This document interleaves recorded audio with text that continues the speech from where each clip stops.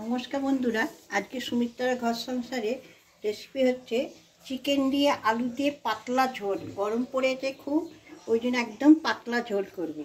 আমি 1 চামচি হলুদ দিয়ে দিচ্ছি,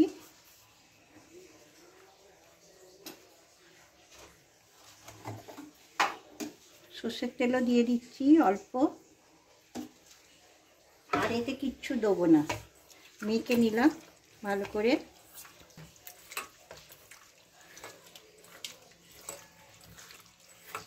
মেখে নিয়ে 10 মিনিটের জন্য রাখছি। কড়াতে আমি সর্ষের তেল দিয়ে নিচ্ছি, তেলটা বেশি নেবো না, একদম অল্প দিয়ে দিচ্ছি।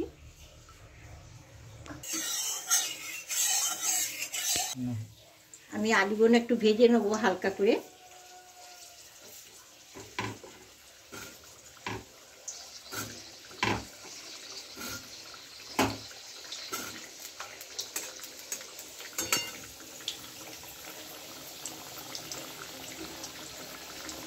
আলুতে কালারের জন্য একটু হলুদ দিয়ে দিচ্ছি, শুধু খালি হলুদ দেবো, নুন দেবো না।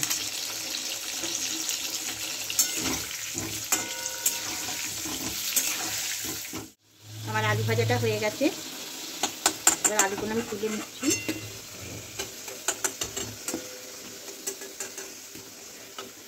দুটো তেজপাতা ফোড়ন দিয়ে দিলাম, শুধু তেজপাতা দিলাম। পেঁয়াজ দিয়েছি, দুটো বড় বড় পেঁয়াজ কেটে রেখেছি, দিলাম। বেশি পেঁয়াজ দিই, দুটো দিয়েছি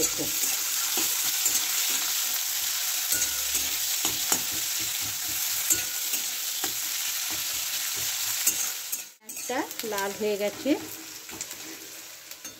1 চামচি হলুদ দিয়ে দিলাম,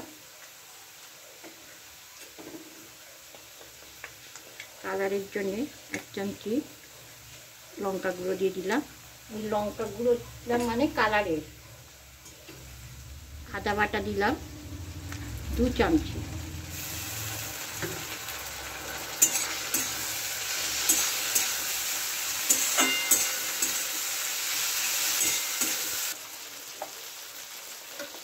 ধনে গুঁড়ো দিয়ে দিলাম 1 চামচি, 2 চামচি।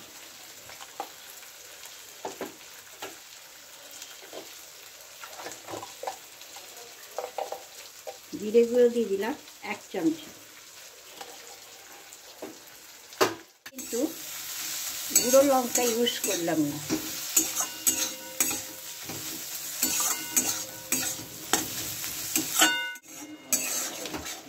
এখানে আমি টমেটোটা দিয়ে দিচ্ছি।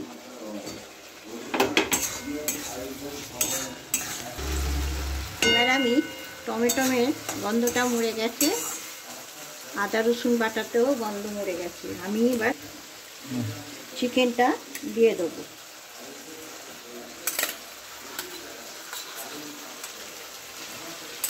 আমার এখানে 500 গ্রাম চিকেন আছে। এরকম পাতলা ঝোল করবেন গরমকালে। আমি একদম নুন দিইনি, এবার আমি 2 চামচি নুন দিয়ে দিচ্ছি।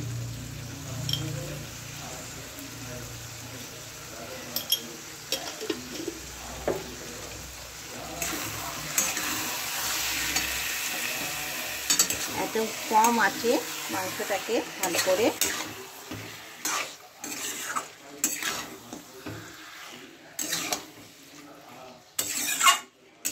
আমি টমেটো কম দিয়েছি, একটা টমেটো দিয়েছি। একদম সাধারণ মাংস করছি, ঝোল টাইপের। এবার আমি চাপাটা খুলে নিলাম। আলুগুলো ভেজে রেখেছিল দিয়ে দিচ্ছি।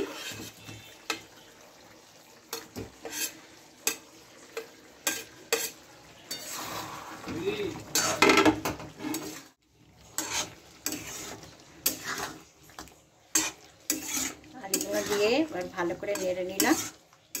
নেড়ে নিয়ে আরও 10 মিনিটের মতন আমার লাগবে ঝোলটা হতে। A few moments later.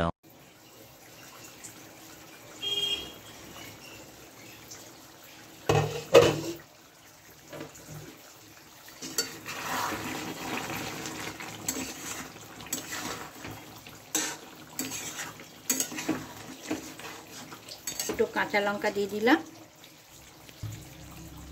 জল দিয়ে দিচ্ছি এবার ঝোলেতে, একদম পাতলা ঝোল করে নিলাম।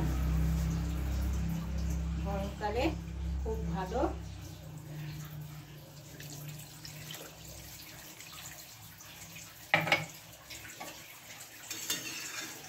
দশ মিনিটের মতন লাগবে আমার ঝোলটা হওয়ার। চাপা দিয়ে দিলাম। 2 hours later. মাংসটা কিন্তু আমার হয়ে গেছে। চিকেনের ঝোল, 1 চামচি গরম মশলা গুঁড়ো দিয়ে দিলাম, দিয়ে ভালো করে নেড়ে দিলাম।